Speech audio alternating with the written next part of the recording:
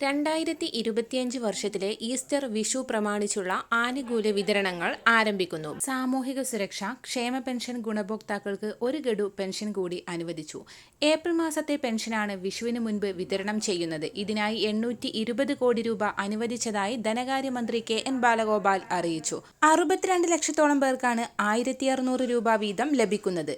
തിങ്കളാഴ്ച മുതൽ ഗുണഭോക്താക്കൾക്ക് പെൻഷൻ ലഭിച്ചു തുടങ്ങും. 26 ലക്ഷത്തിലേറെ പേർക്ക് ബാങ്ക് അക്കൗണ്ടുകളിലേക്ക് തുകയെത്തും. മറ്റുള്ളവർക്ക് സഹകരണ സംഘം ഉദ്യോഗസ്ഥർ വഴി വീട്ടിലെത്തി പെൻഷൻ കൈമാറും.